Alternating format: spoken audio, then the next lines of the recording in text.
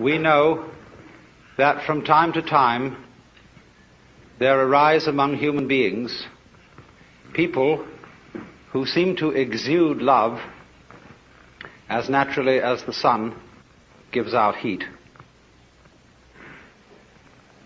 We would like to be like that, and by and large, man's religions are attempts to cultivate that same power in ordinary people. But unfortunately, they normally go about this task as one would attempt to make the tail wag the dog. I remember when I was a small boy in school, I was enormously interested in being able to do my schoolwork properly. And everybody told me that I didn't work hard enough and that I ought to work. I had an intense desire to do this, but when I asked, "How do you work?" everybody shut up like a clam. So I was extremely puzzled, but there were teachers who apparently knew how to work and had attained considerable heights of scholarship, and I admired them very much for their attainments. And so I thought that maybe I could learn the secret by copying their mannerisms. I would imitate the style of handwriting that they used. I would use the same kind of pen. I would affect the same mannerisms of speech and gesture, and insofar as I could get around the school uniform, even of clothing. I must assure you this, of course, was a private school in England, not a public school in America. But none of this revealed the secret, because I was, as it were, copying the outward symptoms and knew nothing of the inner fountain of being able to work. And exactly the same thing is true in the case of people who love. When we study the behavior of people who have the power of love within them, we can catalogue how they behave in various situations, and out of this catalogue formulate some rules. One of the peculiar things we notice about people who have this astonishing universal love is that they are apt, but not always so, but they are apt very often to play it rather cool on sexual love. The reason for this is, generally speaking, unknown to preachers, but it is because an erotic relationship with the external world operates, so far as they're concerned, between that world and every single nerve ending. Their whole organism, in all its aspects, physical, psychological, and spiritual, is an erogenous zone. And therefore their flow of love is not specialized or canalized so exclusively in the genital system as it is with most other people. Especially in a culture such as ours, where for so many centuries that particular expression of erotic love has been so marvelously repressed as to make it seem the most desirable kind of love that there is. And so we have, as a result of 2,000 years of Christianity, sex on the brain, which isn't always the right place for it.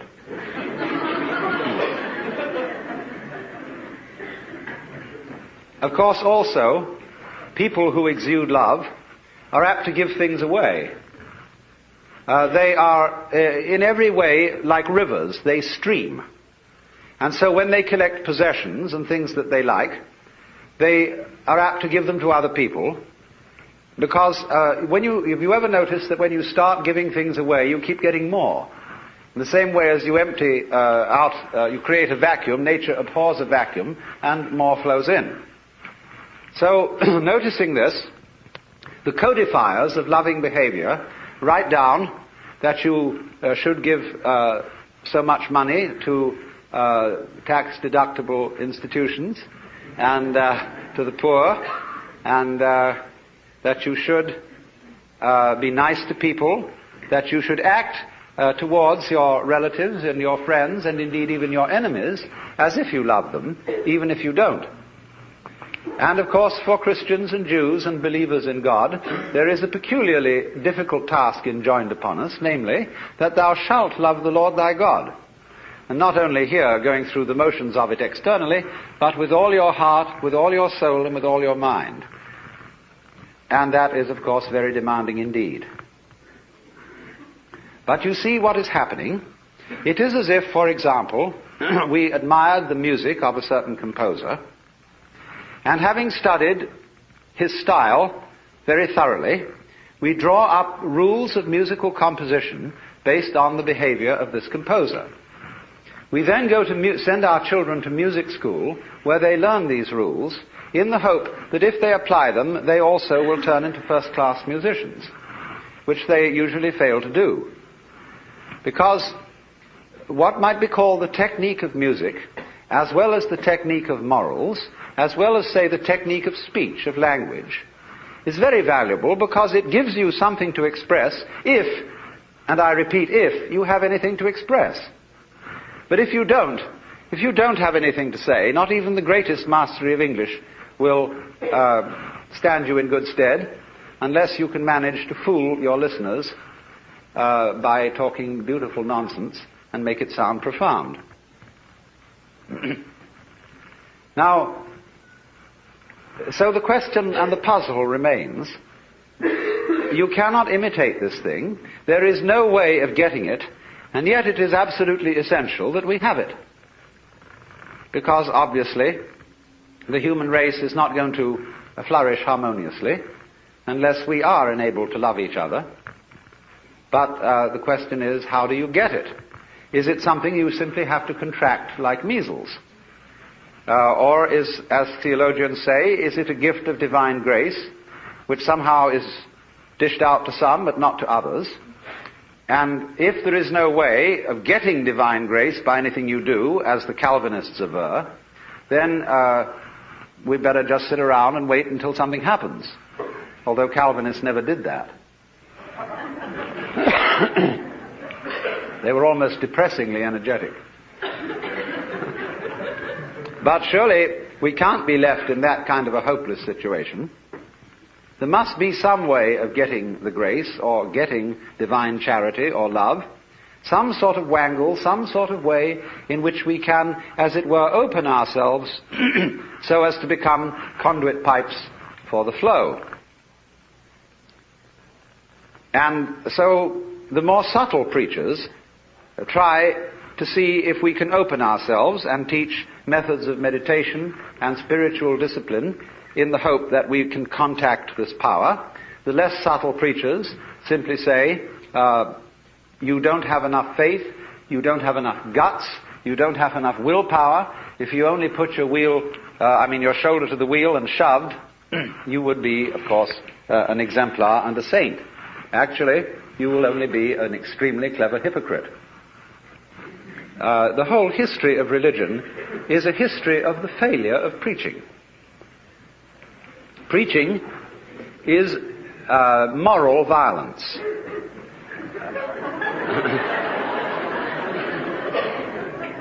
If when you deal with the so-called practical world and people don't behave as you would wish they would, you get out the army or the police force or the big stick, and if those strike you as somewhat crude, you resort to giving lectures. And I mean lectures in the sense of a pie jaw, a solemn adjuration and exhortation to behave better next time.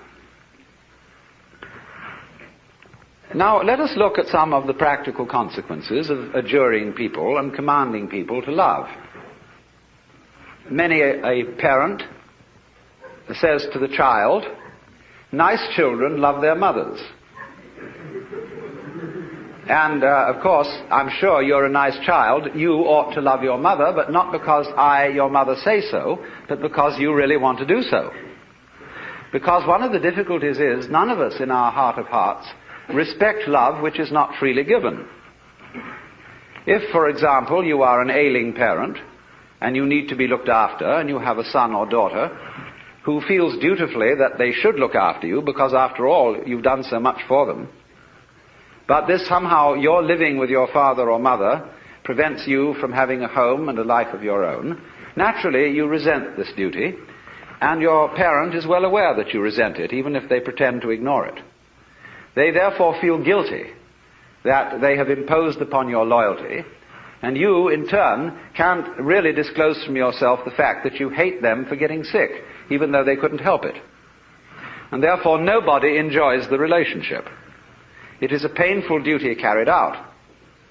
And the same thing would naturally happen if, after a number of years, having at the altar made a solemn and terrible promise that you would love your wife and husband, come what may, forever and ever, till death do you part, and then suddenly you find you really haven't the heart in you to do it anymore, then you feel guilty, and that you ought to love your wife, family, or whatever. And naturally, this is a sort of fiasco, as would be obvious, if you were to ask your wife, do you really love me? And she were to reply, I'm trying very hard to do so.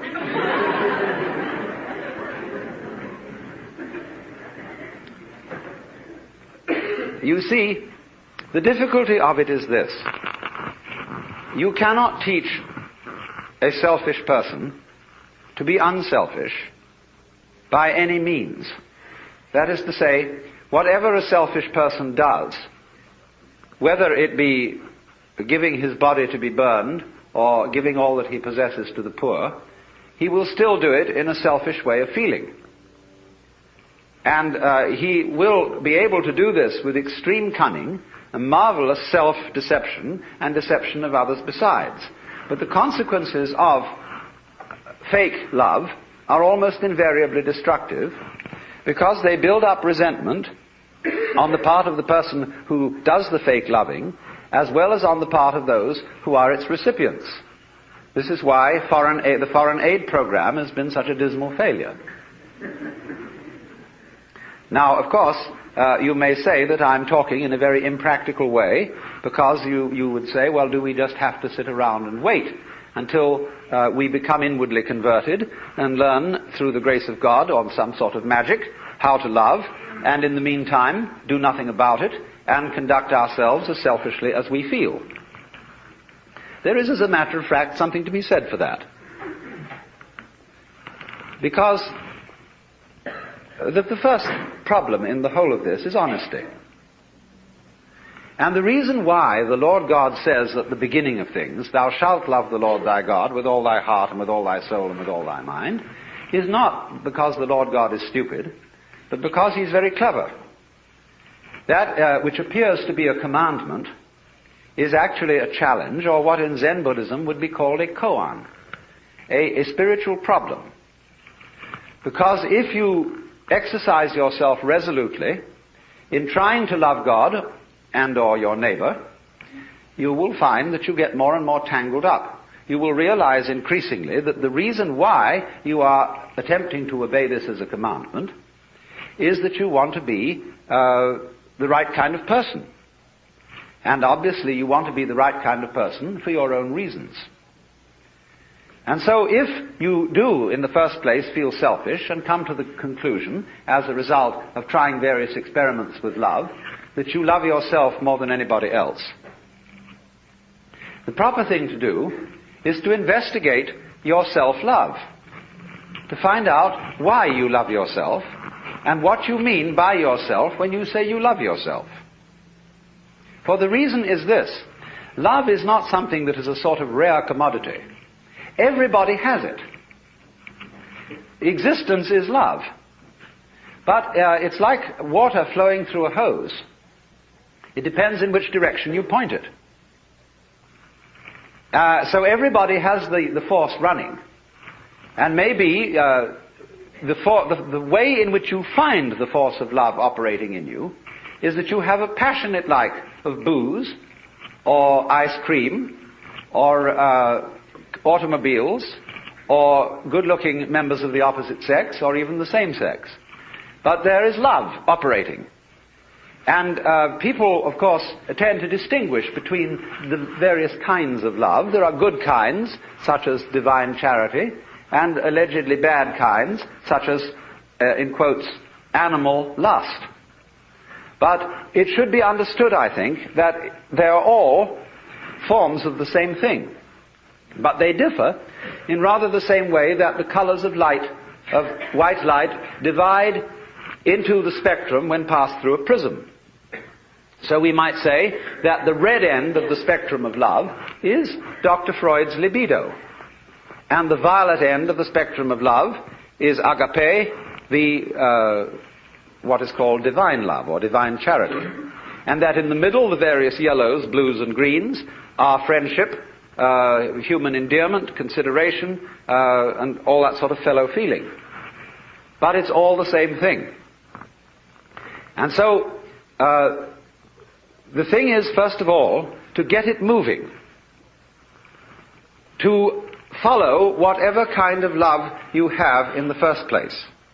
Because you cannot control love until you have some to control, until you have it running.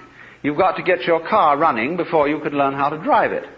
You will not become a skillful driver by sitting at a still car in a garage any more than you will become a skilled dancer if you simply never move your arms and legs. And so, the first thing then is to discover what indeed you do love, if anything. And you will find there is something. And then go into the nature of that. Now, it's said that selfish people love themselves. I would say that that is really a misunderstanding of the whole thing, because yourself is something that is really impossible to love. There are various reasons for this, but one obvious reason is that loving oneself is as difficult as kissing your own lips. Oneself, when you try to focus on it, to love it or to know it, is oddly elusive. It always slips away like the pursued tail of a dog who is trying to get hold of his own tail. So to pursue your own end has some difficulties about it.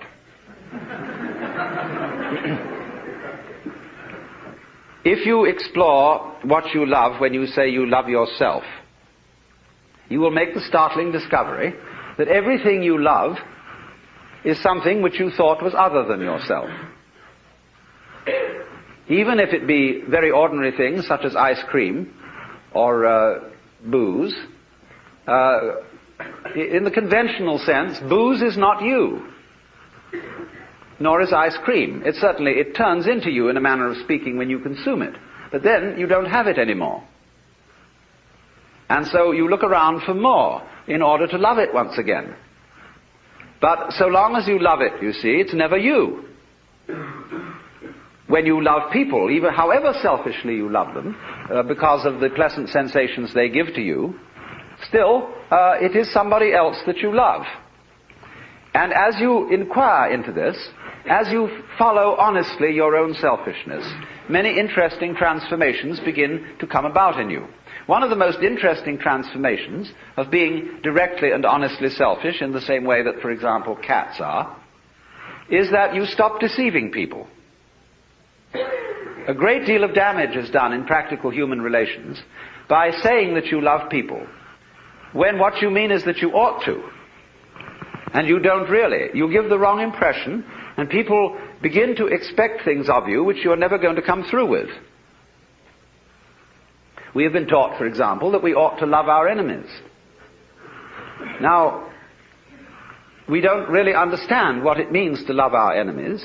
We think it means to be charitable towards them in the hope that we will convert them, and so that they will cease to be our enemies. The real reason for loving enemies is that one needs enemies.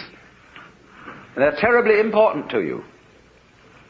For example, I think that some of you here feel that you belong to a nice set of people.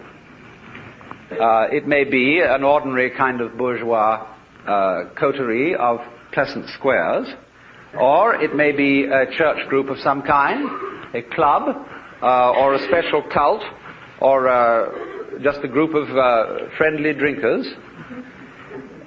But at any rate, you feel that by virtue of membership in this society, you belong to a special in-group.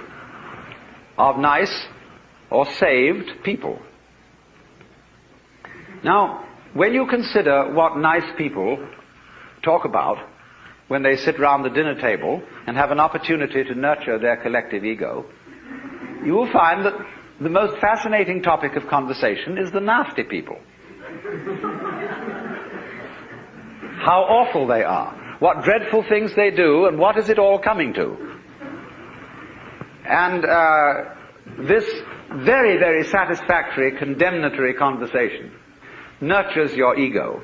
But people who do that don't seem to realize that they thereby depend on the nasty people in order to know that they're nice. They are, as a matter of fact, highly indebted to them.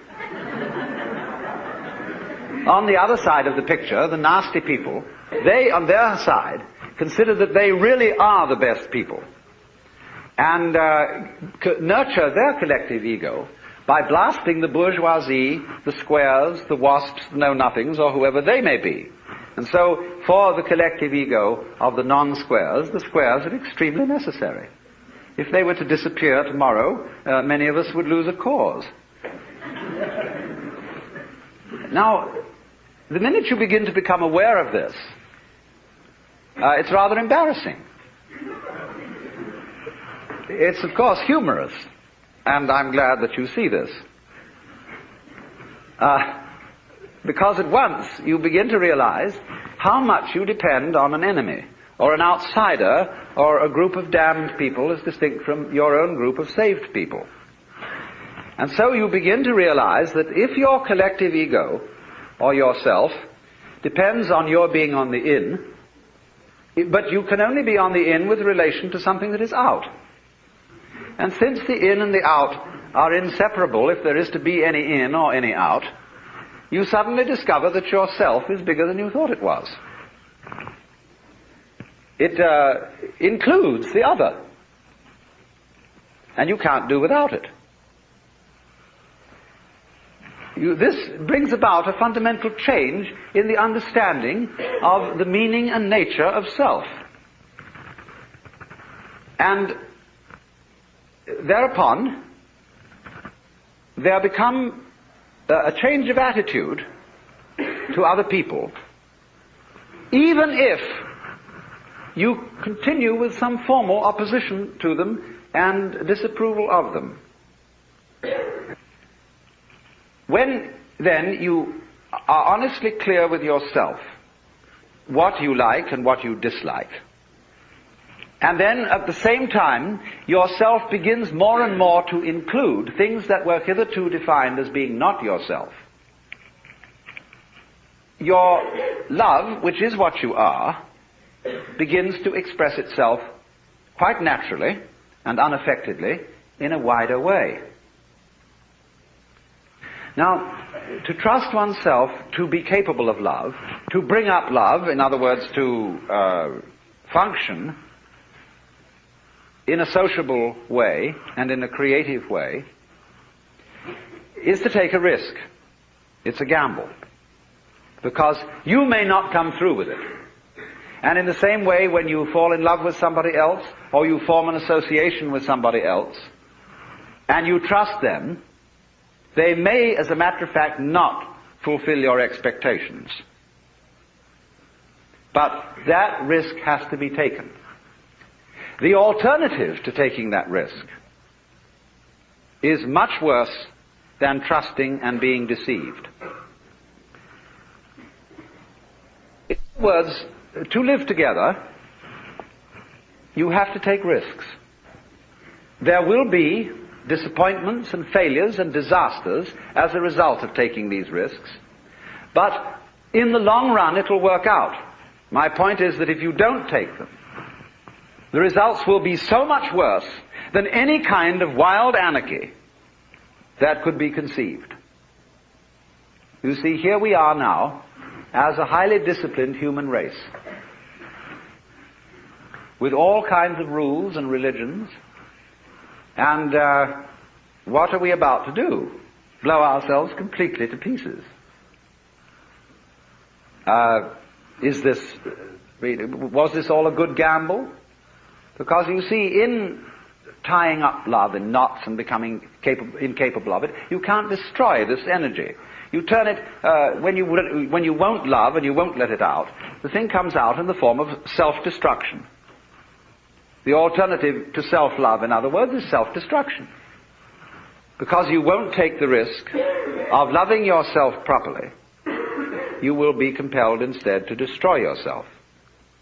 Because you see, in tying up love in knots and becoming incapable of it, you can't destroy this energy. You turn it, when you won't love and you won't let it out, the thing comes out in the form of self-destruction. The alternative to self-love, in other words, is self-destruction. Because you won't take the risk of loving yourself properly, you will be compelled instead to destroy yourself. So, which would you rather have? Would you rather have a human race which isn't always very well controlled and sometimes runs amok a little bit, but on the whole continues to exist with a good deal of honesty and delight when delight is available? Or would you rather have the whole human race blown to pieces and cleaned off the planet, reducing the whole thing to a nice scoured rock with no dirty disease on it called life? But I repeat the point that is necessary to understand this whole thing, that love is a spectrum. There is not, as it were, nice love and nasty love, spiritual love and material love,